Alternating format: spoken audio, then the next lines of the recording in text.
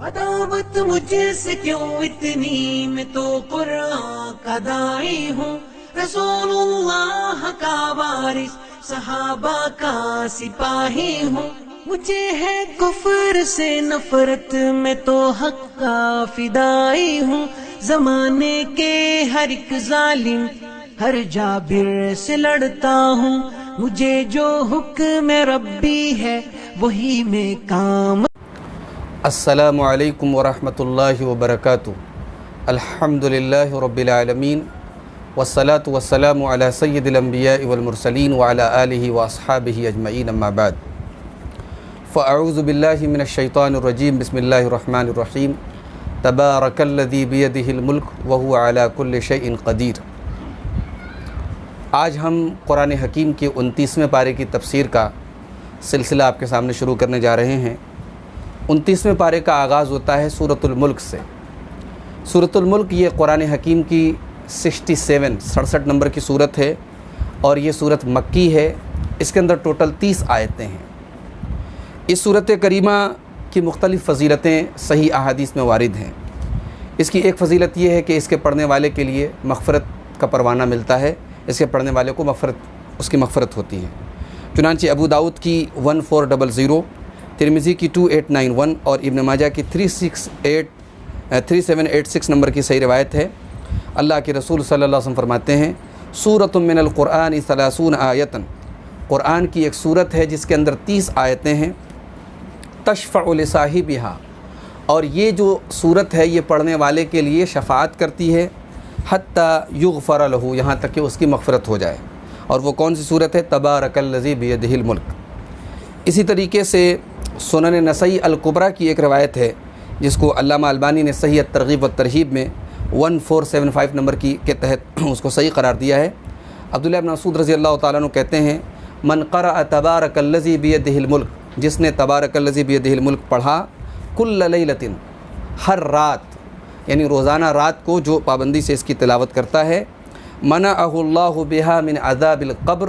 تو اس صورت کریمہ کی وجہ سے اللہ تبارک و تعالیٰ اسے عذاب قبر سے بچاتا ہے۔ وَكُنَّا فِي عَهْدِ رسول اللہ صلی اللہ علیہ وسلم نسمیہا المانیہ، اور ہم لوگ اس صورت کریمہ کو، سورۃ الملک کو، اللہ کے رسول صلی اللہ علیہ وسلم زمانے میں المانیہ کہتے تھے۔ مانیہ کا مطلب روکنے والی، عذاب قبر سے روکنے والی، عذاب قبر سے بچانے والی۔ وَإِنَّهَا فِي كِتَابِ اللَّهِ سُورَةٌ، اور یہ اللہ کی کتاب میں ایک صورت ہے، من قرأ بها فی کل لیلۃ، جس نے اس کو ہر رات پڑھا، فقط اکثر و اطابہ، تو اس نے بہت بہترین کام کیا، اس نے بہت اچھا کام کیا۔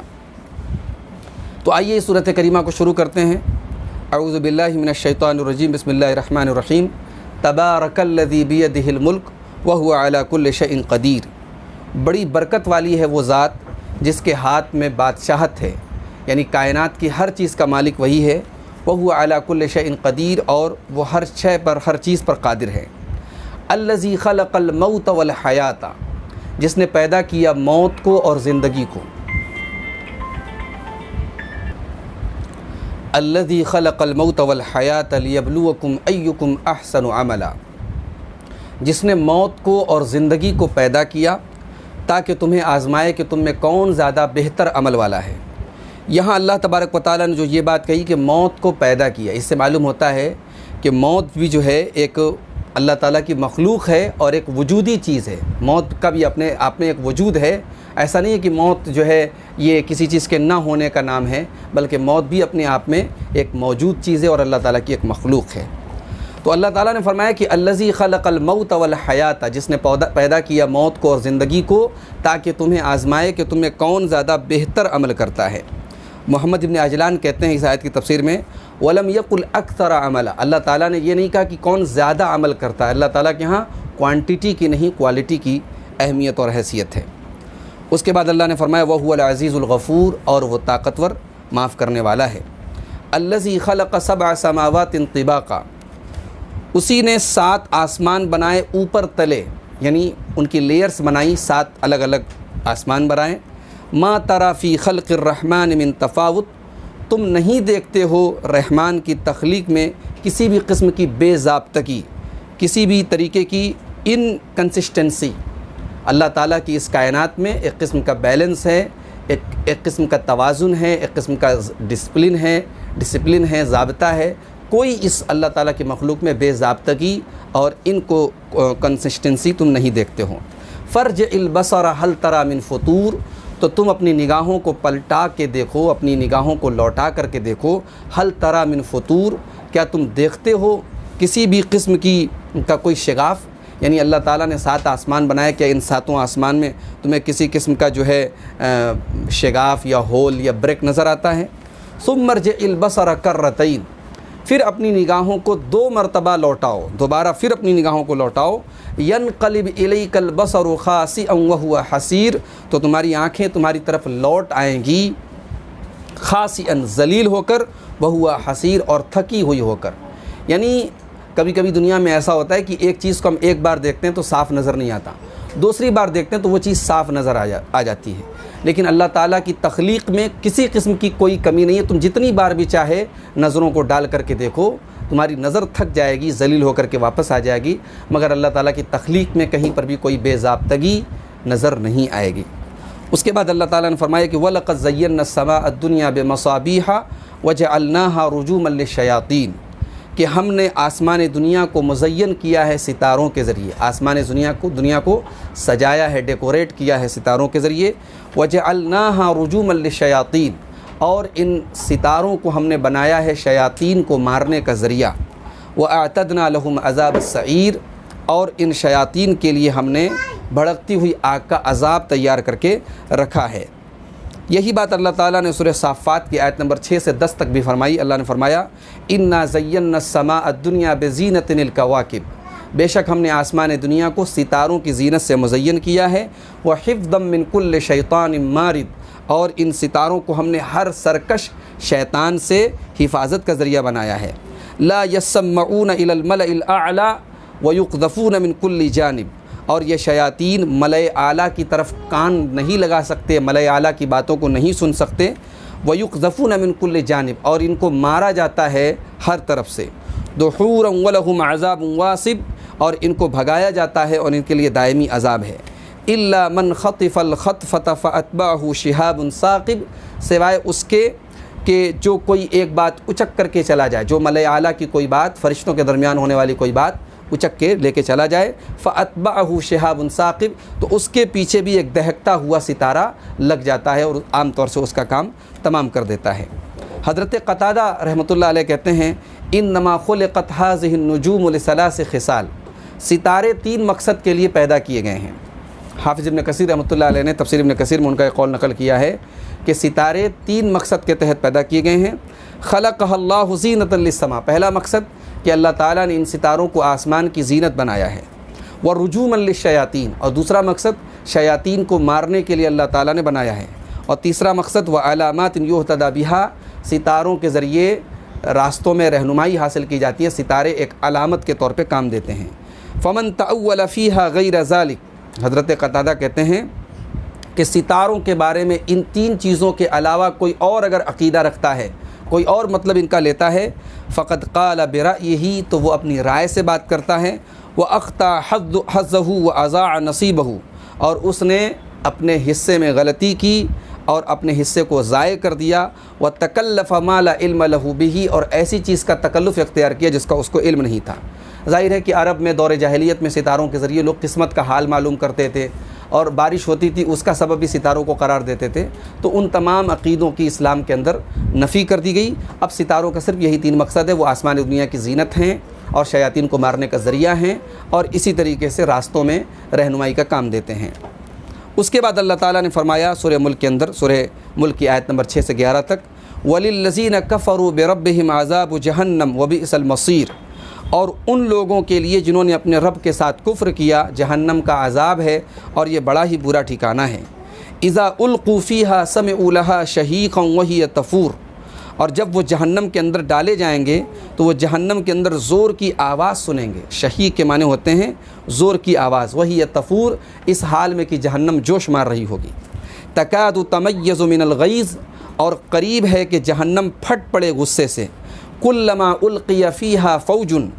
سألہم خزنتہا الم یأتکم نذیر، اور جب جب جہنم کے اندر ان کافروں کا کوئی گروہ ڈالا جائے گا تو جہنم کے جو داروغہ ہیں وہ ان سے سوال کرتے ہیں الم یأتکم نذیر، کیا تمہارے پاس کوئی ڈرانے والا نہیں آیا؟ قالوا بلا،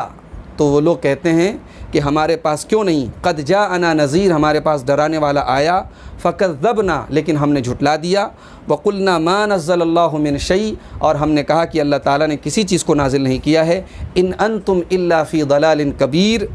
تم نہیں ہو مگر کھلی ہوئی گمراہی میں، یعنی اپنے رسولوں کو ہی ہم نے گمراہ قرار دے دیا اور رسولوں کی بات کو نہیں مانا۔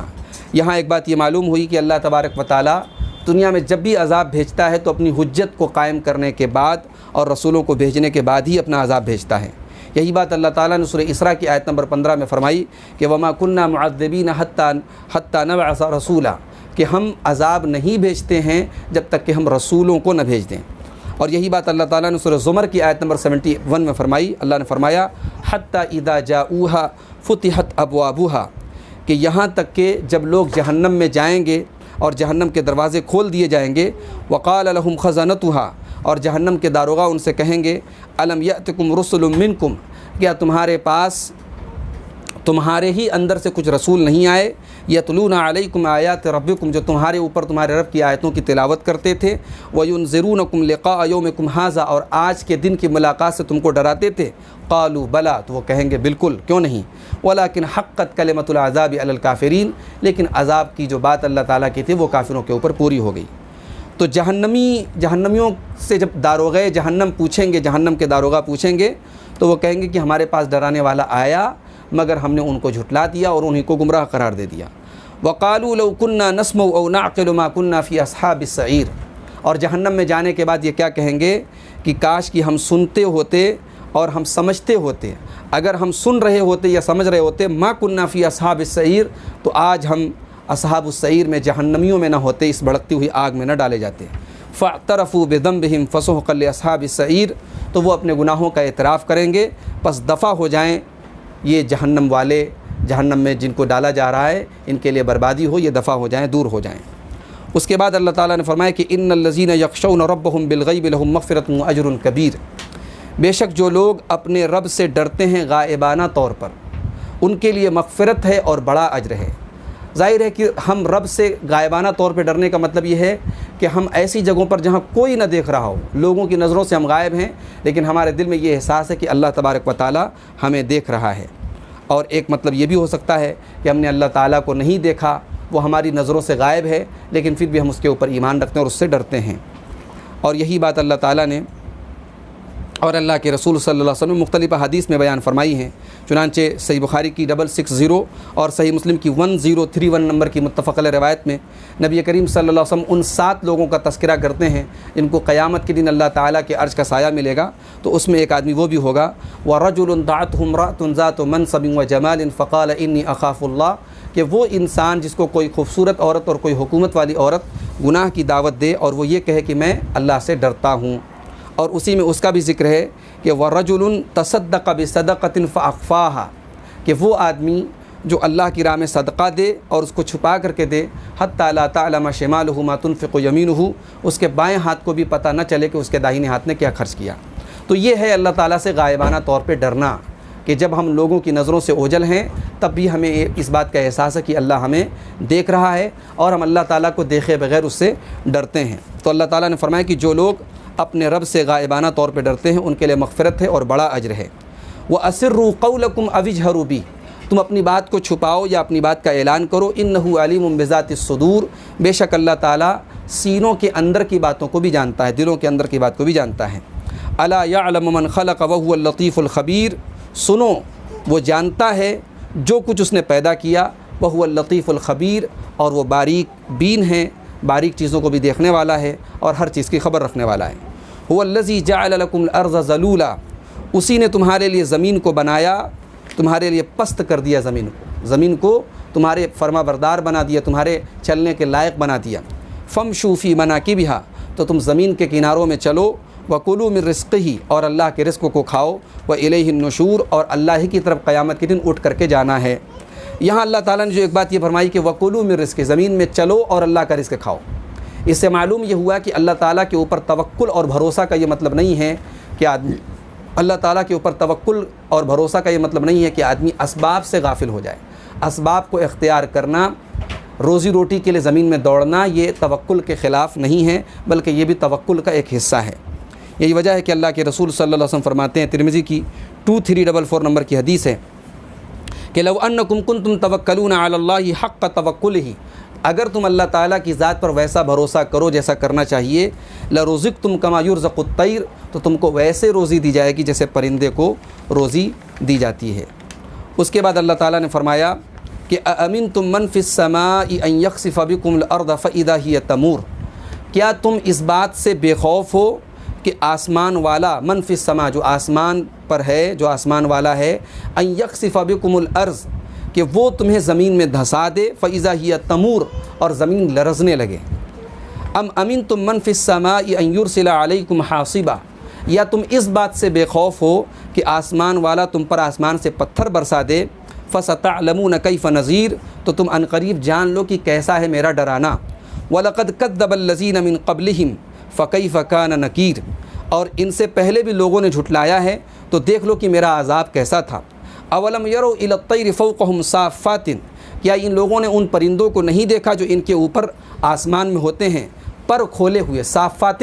پر کھولے ہوئے، ویقبضن اور کبھی کبھی پروں کو سمیٹے ہوئے، کبھی آسمان میں پر کھول لیتے ہیں، کبھی پر سمیٹ لیتے ہیں. ما یمسکہن الا الرحمن، ان کو نہیں ہے تھامے ہوئے مگر رحمان. آسمان میں، ہوا میں ان پرندوں کو کون تھامے ہوئے؟ رحمان تھامے ہوئے ہیں. انہ بکل شیء بصیر، بے شک وہ ہر چیز کو دیکھنے والا ہے.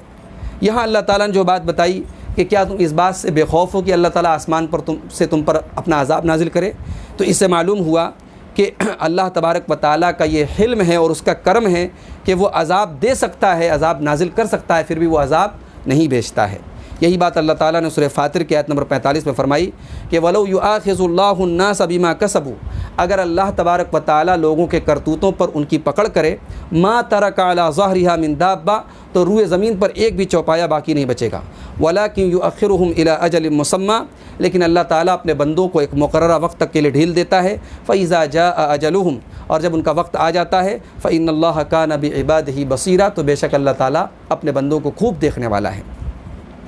اس کے بعد اللہ تعالیٰ نے فرمایا امن ھذا الذی هو جند لکم ینصرکم من دون الرحمن ان الکافرون الا فی غرور، کیا یہی ہے وہ امن ھذا الذی هو جند لکم، کیا یہ تمہارا جو لشکر ہے تم کو رحمان کے علاوہ تمہاری مدد کر سکتا ہے؟ ان الکافرون الا فی غرور، یہ کافر نہیں ہے مگر دھوکے میں پڑے ہوئے. امن ھذا الذی یرزقکم ان امسک رزقا، کیا وہ اللہ جو تم کو روزی دیتا ہے اگر وہ اپنی روزی روک لے تو پھر تم کو کون روزی دے سکتا ہے؟ بل لجوا فی عتب و نفور، لیکن یہ لوگ اڑ گئے ہیں سرکشی میں اور بدکنے میں. اللہ تعالیٰ کے احکام سے سرکش ہو گئے ہیں، بدک گئے ہیں، بگڑ گئے ہیں اور اسی پہ اڑے ہوئے ہیں. افمن یمشی مکبا علی وجہہ اہدی ام من یمشی سویا علی صراط مستقیم، کیا وہ شخص جو اپنے چہرے کے بل اوندھا ہو کر کے چلتا ہے، کیا وہ زیادہ ہدایت پر ہو سکتا ہے، یا وہ سیدھے راستے پر چل سکتا ہے، یا وہ جو سیدھا سیدھا صراط مستقیم پر چل رہا ہے؟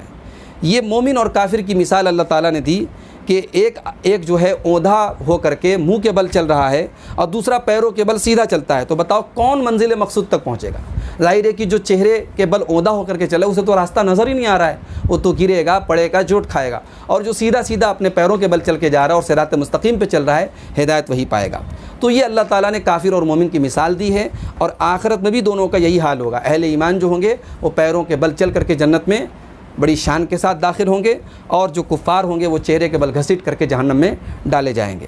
تو اللہ تعالیٰ نے فرمایا کہ جو شخص اپنے چہرے کے بل اوندھا ہو کر کے چلتا ہے وہ زیادہ ہدایت پر ہے، ام من یمشی سویا علی صراط مستقیم، یا وہ شخص جو سیدھے ہو کر کے صراط مستقیم پر چل رہا ہے. قل هو الذی انشأکم وجعل لکم السمع والابصار والافئدہ، اے نبی آپ کہہ دیجئے کہ وہی ہے جس نے تم کو پیدا کیا اور تمہارے لیے آنکھیں بنائی، تمہارے کان بنائے اور تمہارے دلوں کو بنایا. قلیلا ما تشکرون، تم بہت کم اللہ تعالیٰ کا شکر ادا کرتے ہو. قل هو الذی ذرأکم فی الارض والیہ تحشرون، اے نبی آپ کہہ دیجئے کہ اسی نے تم کو زمین میں پھیلایا اور اسی کی طرف تم جمع کیے جاؤ گے، میدان حشر میں تم اسی کی طرف اکٹھا کیے جاؤ گے. ویقولون متی ھذا الوعد ان کنتم صادقین، اور یہ لوگ کہتے ہیں کہ یہ وعدہ کب پورا ہوگا اگر تم سچے ہو. قل انما العلم عند اللہ، اے نبی آپ کہہ دیجیے کہ علم اللہ تعالیٰ کے پاس ہے، وانما انا نذیر مبین، اور بے شک میں ہوں صرف کھلے طور پر ڈرانے والا۔ فلما رأوه زلفة سیئت وجوہ الذین کفروا، تو جب اس قیامت کو اللہ تعالیٰ کے اس عذاب کو یہ دیکھ لیں گے قریب سے، تو سیئت وجوہ الذین کفروا، کافروں کے چہرے بگڑ جائیں گے۔ وقیل ھذا الذی کنتم بہ تدعون، اور ان سے کہا جائے گا یہی ہے وہ جس کا تم مطالبہ کرتے تھے، جس کو تم طلب کرتے تھے۔ اس سے معلوم ہوا کہ کافروں کو جب اللہ تعالیٰ کے عذاب کی جھلک نظر آئے گی تو ان کا جو ہے چہرہ بالکل بگڑ جائے گا اور ان کے چہرے پر ڈر اور خوف طاری ہو جائے گا۔ یہی بات اللہ تعالیٰ نے سورہ زمر کی آیت نمبر 47 اور 48 میں فرمائی کہ وَبَدَا لَهُم مِّنَ اللَّهِ مَا لَمْ يَكُونُوا يَحْتَسِبُونَ، کہ اللہ تعالیٰ کی طرف سے ان کے لیے وہ چیزیں ظاہر ہو جائیں گی جس کی وہ امید نہیں کرتے تھے۔ وَبَدَا لَهُمْ سَيِّئَاتُ مَا كَسَبُوا وَحَاقَ بِهِم مَّا كَانُوا بِهِ يَسْتَهْزِئُونَ، اور ان کے کرتوتوں کا برا نتیجہ ان کے سامنے ظاہر ہو جائے گا، اور جس چیز کا وہ مذاق اڑاتے تھے وہی چیز ان کو گھیر لے گی۔ اس کے بعد اللہ تعالیٰ نے سورہ ملک کی آیت نمبر 28 سے لے کر کے 30 تک فرمایا کہ قُلْ أَرَأَيْتُمْ إِنْ أَهْلَكَنِيَ اللَّهُ وَمَن مَّعِيَ أَوْ رَحِمَنَا فَمَن يُجِيرُ الْكَافِرِينَ مِنْ عَذَابٍ أَلِيمٍ، اے نبی آپ کہہ دیجئے کہ تمہارا کیا خیال ہے اگر اللہ تعالیٰ مجھے ہلاک کر دے، وَمَن مَّعِيَ، اور جو لوگ میرے ساتھ ہیں ان کو ہلاک کر دے، او رحمنا، یا ہم پر رحم فرمائے، فَمَن يُجِيرُ الْكَافِرِينَ مِنْ عَذَابٍ أَلِيمٍ، تو کافروں کو کون اللہ تعالیٰ کے دردناک عذاب سے بچائے گا۔ قُلْ هُوَ الرَّحْمَنُ آمَنَّا بِهِ، اے نبی آپ کہہ دیجئے کہ وہی رحمان ہے، ہم اس کے اوپر ایمان لائے، وَعَلَيْهِ تَوَكَّلْنَا، اور اسی کے اوپر ہم نے بھروسہ کیا، فَسَتَعْلَمُونَ مَنْ هُوَ فِي ضَلَالٍ مُبِينٍ، ان قریب تم جان لوگے کہ کون کھلی ہوئی گمراہی میں ہے۔ قُلْ أَرَأَيْتُمْ إِنْ أَصْبَحَ مَاؤُكُمْ غَوْرًا، اے نبی آپ کہہ دیجئے تمہارا کیا خیال ہے اگر تمہارا پانی زمین میں اتر جائے، جس پانی سے تم سیراب ہوتے ہو، جس پانی کو تم پیتے ہو، اگر وہ زمین میں اتر جائے، فَمَن يَأْتِيكُم بِمَاءٍ مَّعِينٍ، تو کون ہے جو تمہیں صاف بہتا ہوا پانی لا کر کے دے گا۔ تو اس طریقے سے اس صورت کریمہ میں اللہ تبارک و تعالیٰ نے کفار کو اپنی نعمتوں کو یاد دلا کر کے انہیں توحید کی اور آخرت پر ایمان لانے کی دعوت دی ہے۔ اسی کے ساتھ سورہ ملک کی تفسیر ختم ہوتی ہے۔ اللہ تعالیٰ سے دعا ہے رب العالمین ہمیں قرآن کریم پر غور کرنے، اس کو پڑھنے اور اس کے اوپر عمل کرنے کی توفیق عطا فرمائے، آمین۔ والسلام علیکم ورحمۃ اللہ وبرکاتہ۔